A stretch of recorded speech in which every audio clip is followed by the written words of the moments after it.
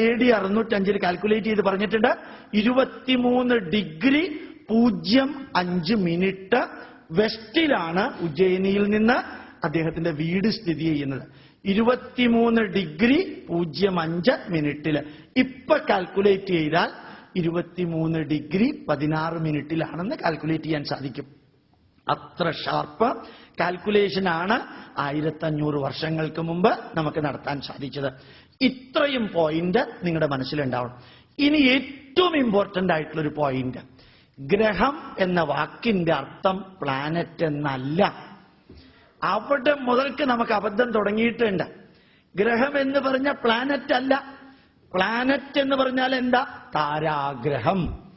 ഗ്രഹം എന്ന വാക്കിന്റെ അർത്ഥം എന്താ? അനുഗ്രഹം, നിഗ്രഹം, പരിഗ്രഹം. കേട്ടിട്ടുണ്ടാവുന്ന ഞാൻ തെറ്റിദ്ധരിക്കുകയാണ്. അപ്പൊ യഥാർത്ഥത്തില് അനുഗ്രഹം, പരിഗ്രഹം എന്ന് വെച്ചാൽ ഹോൾഡിങ്. അങ്ങനെയല്ലേ നമ്മൾ ഹോൾഡ് ചെയ്യുക. അപ്പോ എന്താ ഗ്രഹം എന്ന് വെച്ചാൽ what is influencing you, what is holding you, what has got a bearing upon your day to day life, അതിനെയാണ് ഗ്രഹം എന്ന് പറയുന്നത്.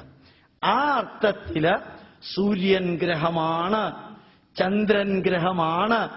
ഈ രണ്ട് നോഡുകള് 23° ചെരിഞ്ഞിരിക്കുന്ന ഭൂമി കറങ്ങുന്ന നോഡുകള് ചേരുന്ന സ്ഥലത്ത് ഒരു ആംഗിൾ ഉണ്ട്. ആ ആംഗിൾ ഉള്ളത് കൊണ്ട് തമ്മിൽ മുട്ടുന്ന പോയിന്റുകളുണ്ട്. ആ പോയിന്റുകളുടെ പേരാണ് രാഹു കേതു. അത് കൃത്യമാണ്, മാത്തമാറ്റിക്കലി കാൽക്കുലബിൾ ആണ്. ആ വാക്ക് തെറ്റാണ്, അങ്ങനെ ഒരു വാക്കില്ല. എന്നാലും മാത്തമാറ്റിക്സ് ഉപയോഗിച്ച് കറക്റ്റ് കാൽക്കുലേറ്റ് ചെയ്യാം. അതിന്റെ റൈസിംഗ് എത്രയാണ്, സെറ്റിംഗ് എത്രയാണ്, അത് മാത്രം റിട്രോഗ്രേഡ് മോഷൻ ഉള്ളത്. അപ്പൊ രാഹു കേതു ഗ്രഹങ്ങളാണ്. ഭൂമി ഗ്രഹമാണ്, താരാഗ്രഹവുമാണ്. സൂര്യൻ ഗ്രഹമാണ്, താരാഗ്രഹമല്ല. ചന്ദ്രൻ ഗ്രഹമാണ്, താരാഗ്രഹമല്ല. ചൊവ്വ, ബുധൻ, ഗുരു, ശുക്രൻ ഗ്രഹമാണ്, താരാഗ്രഹവുമാണ്. ഏതാണ്ട് കൺഫ്യൂഷൻ ആയല്ലോ. കൺഫ്യൂഷൻ ആയോ? പ്ലാനറ്റ് എന്ന വാക്ക് മനസ്സിൽ നല്ലോണം ആലോചിച്ചാൽ മനസ്സിലാവും. പ്ലാനറ്റ് എന്ന് പറയുന്നതെല്ലാം സ്വാധീനിക്കുന്നു. ഇപ്പൊ പറയുന്ന രീതിയിലല്ല സ്വാധീനിക്കുന്നത്. അത് ഞാൻ അടുത്ത 10 മിനിറ്റിനകം വിവരിക്കാം.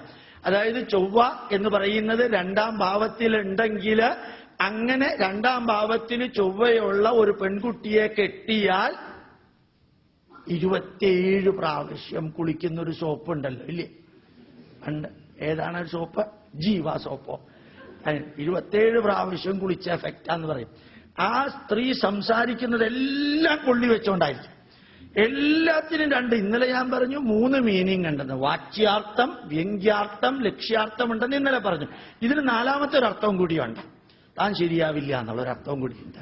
അപ്പൊ യഥാർത്ഥത്തില് അത് ആ 2ാം ഭാവത്തിൽ ചൊവ്വ വരുമ്പോൾ എന്തായിരിക്കും വാക്കിന്റെ പ്രയോഗത്തിൽ ഉണ്ടാകുന്ന നെഗറ്റീവ് എന്ന് അവിടെ ഇരിക്കുന്ന ചൊവ്വ തരുന്നില്ല നമുക്കാർക്കും. അവിടെയാണ് നമുക്ക് ഇന്റർപ്രിട്ടേഷൻ തെറ്റിയത്. ആ ചൊവ്വയ്ക്ക് ഇയാളുടെ വാക്കിനകത്ത് ഇൻഫ്ലുവൻസ് ചെയ്യാനൊന്നും സാധ്യമല്ല. 3ാം ഭാവത്തിൽ ചൊവ്വയുണ്ടെങ്കിൽ ഒരു തരത്തിലും റെസ്റ്റ് എടുക്കാത്ത ഒരു ചേട്ടനും അനിയനും ഉണ്ടായിരിക്കും. എന്നും പ്രശ്നം ഉണ്ടാക്കുന്ന അയൽക്കാരുണ്ടായിരിക്കും. 4ാം ഭാവത്തിൽ ചൊവ്വയുണ്ടെങ്കിൽ അമ്മ ഇങ്ങനെ തീപ്പൊരി അമ്മയായിരിക്കും. 5ാം ഭാവത്തിൽ ആ ചൊവ്വയുണ്ടെങ്കിൽ അതേപോലൊരു മകനുണ്ടാവും. 6ാം ഭാവത്തിൽ ചൊവ്വയുണ്ടെങ്കിൽ കള്ളത്തരം ഭയങ്കരമായിട്ട് ചെയ്തുകൊണ്ടിരിക്കും. 7ാം ഭാവത്തിൽ ആ ചൊവ്വയുണ്ടെങ്കിൽ ഭാര്യയായാലും ഭർത്താവായാലും അവരുടെ കാര്യം മിക്കവാറും പോക്കാം. അപ്പൊ യഥാർത്ഥത്തില് 8ാം ഭാവത്തിലെ ചൊവ്വ വരുന്നെങ്കിൽ ആക്സിഡന്റ് ഡെത്താണ്. ബ്ലഡ് യൂസ് ചെയ്തിട്ടായിരിക്കും വരിക. 6, 8, 12 ഒരുമിച്ച് വന്നാൽ ആശുപത്രിയിൽ കിടന്ന് മരണം. ഇതൊന്നും ആ ചൊവ്വ എന്ന ഗ്രഹം തരുന്നതല്ല. ഇതവിടെ നിൽക്കട്ടെ. തിരിച്ച് ഞാൻ ആദ്യ ഭാഗത്തിലേക്ക് ഒന്നുകൂടി വരാം. അപ്പൊ യഥാർത്ഥത്തിൽ ഗ്രഹം എന്ന് പറയുന്നത് എല്ലാം 9 ഗ്രഹങ്ങളാണ്. 9 താരാഗ്രഹങ്ങളല്ല. വാക്ക് മനസ്സിലായി? 9 ഗ്രഹങ്ങളാണ്, 9 താരാഗ്രഹങ്ങളല്ല. താരാഗ്രഹങ്ങള് ഭൂമി, ചൊവ്വ, ബുധൻ, ഗുരു, ശുക്രൻ, ശനി. അതാണ് താരാഗ്രഹം, പ്ലാനറ്റ്. അപ്പൊ ഗ്രഹം എന്ന വാക്ക് കൊടുക്കുകയും ചെയ്തു, അതിന് പ്ലാനറ്റ് എന്ന ട്രാൻസ്ലേഷൻ കൊടുക്കുകയും ചെയ്താൽ അവിടെ ബ്ലോക്കായി ജ്യോതിഷത്തിന്റെ എല്ലാ എക്സ്പ്ലനേഷനും. അതാണ് നമുക്ക് പറ്റുന്ന അബദ്ധം. ഈ ഭൂമി പരന്നതാണ് എന്നറിഞ്ഞുകൊണ്ട് താൻ എങ്ങനെയാണോ ഈ ജ്യോതിഷം ശരിയാണെന്ന് പറഞ്ഞു. ഭൂമി പരന്നതാണെന്ന് പറഞ്ഞത് ഇംഗ്ലീഷുകാരൻ. അത് പറഞ്ഞിരിക്കുന്നത് ഏതോ ഒരു മതഗ്രന്ഥത്തിൽ. ആ മതഗ്രന്ഥത്തിന്റെ അടിസ്ഥാനത്തിൽ വിശ്വസിക്കുന്നവരും ഇന്നും ഉണ്ടാവാതിരിക്കാം. അതെല്ലാം അവരുടെ ഉത്തരം. ഇവിടത്തെ ജ്യോതിഷത്തിന്റെ calculation, whether it is geography or it is astronomy, exactly as equivalent to the most modern scientific observation. Confusion ഒന്നുമില്ല. അതിൽ കാൽക്കുലേറ്റ് ചെയ്യുന്ന മുഴുവൻ മാത്തമാറ്റിക്സ് ആണ്. അതുകൊണ്ടാണ് കമ്പ്യൂട്ടർ ജാതകം ഉണ്ടായത്. ചിലപ്പോൾ പറയാറുണ്ട്, ഞാനിപ്പോ ഇന്ന് രാവിലെ ഒരാളെന്നോട് ചോദിച്ചു, സാർ എന്റെ മകന്റെ ജാതകം ഒന്ന് എഴുതണം. ഞാൻ എഴുതാനിരിക്കില്ല. ഞാൻ എഴുതാനിരുന്ന 16 മണിക്കൂർ അതിന് പോക്കാൻ. തലയ്ക്കകത്ത് തന്നെ ഓളം വെട്ടുന്ന മാതിരിയാണ്. ഈ ജാതകം എഴുതുന്ന അത്ര എളുപ്പമുള്ള കാര്യമൊന്നുമല്ല. പക്ഷെ ജാതകത്തിന്റെ എല്ലാ കാൽക്കുലേഷനും കമ്പ്യൂട്ടറിൽ ചെയ്യാം. പെർഫെക്റ്റ് ആയിട്ട് നമുക്ക് കിട്ടും. എവിടെയാണോ കുട്ടി ജനിച്ചത്, അവിടത്തെ ലോസ് ഏഞ്ചൽസില് ഒണ്ടാറിയോ എന്ന് പറയുന്ന സ്ഥലത്ത് എയർപോർട്ടിന്റെ അടുത്താണെങ്കിൽ ആ സോഫ്റ്റ്വെയറിൽ ഒണ്ടാറിയോയില് എയർപോർട്ടിന്റെ അടുത്ത് എന്ന ലൊക്കേഷൻ കൊടുത്താൽ കമ്പ്യൂട്ടർ ഓട്ടോമാറ്റിക്കലി ലാൻഡിറ്റ്യൂഡും ലോഞ്ചിറ്റ്യൂഡും എടുത്തോളും. അത് ഭൂമധ്യരേഖയ്ക്ക് വളരെ മുകളിലാണ്. അതുകൊണ്ട് രാശി മൊത്തം മാറും. ഈ കേരളത്തിൽ ജനിക്കുന്ന മാതിരിയുള്ള രാശിയല്ല. അതുകൊണ്ട് കമ്പ്യൂട്ടർ കാൽക്കുലേഷൻ സാധാരണക്കാരന്റെ കയ്യിലുള്ള കാൽക്കുലേഷനേക്കാൾ കമ്പ്യൂട്ടറിലെ ഹൊറോസ്കോപ്പ് കാൽക്കുലേഷൻ പെർഫെക്റ്റ് ആണ്. ഹൊറോസ്കോപ്പ് കാൽക്കുലേഷൻ, പ്രഡിക്ഷൻ അല്ല, കാൽക്കുലേഷൻ കറക്റ്റ് ആണ്. ആ കാൽക്കുലേഷൻ ഹൊറോസ്കോപ്പിൽ എടുക്കുന്നതൊന്നും പ്രശ്നവുമായിട്ട് ഒരു ബന്ധമില്ല. പ്രശ്നം എന്ന് വെച്ചാൽ പ്രശ്നം വെക്കല്. ഇന്നലെ ഞാൻ പറയേണ്ട, ഈ കവടി കയ്യിലെടുത്ത് ചുരുട്ടിയിട്ട് മനസ്സിലങ്ങോട്ട് വിചാരിച്ചോളാൻ പറയും, അന്നാവോ ഇല്ലയോ എന്ന്. അത് വിചാരിക്കുന്ന സമയത്ത് ഒരാൾ കയറി വരും എന്ന് പറഞ്ഞ് വീട്ടിനകത്ത് ഒരു സ്വസ്ഥതയില്ല. ഈ പ്രശ്നം വെപ്പിന്റെ മുഴുവൻ രീതിയും തെറ്റി. കാരണം ആദ്യം വന്നിരിക്കുന്ന അപശകുനം വാക്ക്, ആ വാക്കിന്റെ ആദ്യത്തെ അക്ഷരം അവിടെ മുതൽക്ക് തുടങ്ങണം. ആരൂഢ ലഗ്നം കാൽക്കുലേറ്റ് ചെയ്യാൻ. അപ്പൊ ഈ പ്രശ്നം എന്ന് പറയുന്നത് റിപ്പീറ്റബിൾ അല്ല. അതേപോലെ തന്നെ പ്രശ്നം എന്ന് പറയുന്നത് റീപ്രൊഡ്യൂസബിൾ അല്ല. പ്രശ്നം എന്ന് പറയുന്നത് ആ സ്പോട്ടിൽ ചോദിക്കുന്ന ചോദ്യം അതിന്റെ അടിസ്ഥാനത്തിലാണ്. അതുകൊണ്ടാണ് അതിനെ പ്രശ്നം എന്ന വാക്കിന്റെ അർത്ഥം എന്താ? ചോദ്യം. അതുപോലെ പ്രശ്നോപനിഷത്ത് 11 ഋഷിവര്യന്മാരുടെ മക്കൾ ചോദിക്കുന്ന ചോദ്യങ്ങളാണ് പ്രശ്നോപനിഷത്ത്. അപ്പൊ പ്രശ്നം ചോദിക്കുന്ന സമയമാണ് ആശയം ഉദിച്ച സമയം, ആശയത്തിന്റെ ജനന സമയം. ആശയത്തിന്റെ ജനന സമയം അതാണ്. അതുകൊണ്ട് പ്രശ്നം വെക്കുന്നത് എന്തിനാണ്? അത് കേരളത്തിൽ മാത്രമേ ഉള്ളൂ. എന്താ കാരണം? കേരളത്തിലുള്ളവരാ പ്രശ്നം ഉണ്ടാക്കുന്നത്. മറ്റൊരു സ്ഥലത്തുള്ളവരും പ്രശ്നം ഉണ്ടാക്കില്ല. അമ്പലം പണിയുന്നതിന് മുമ്പ് തന്നെ ഒരാൾ പറയും, എന്ത് വെച്ചാലും വിരോധമില്ല, അയ്യപ്പന്റെ വിഗ്രഹം വെക്കണം. അപ്പൊ ആന്ധ്രാക്കാരൻ ഒരുവനുണ്ടാവും, അറ്റ്ലീസ്റ്റ് എവിടെയെങ്കിലും തിരുപ്പതി വെങ്കടാചലപതിയുടെ ഒരു വിഗ്രഹം വേണം.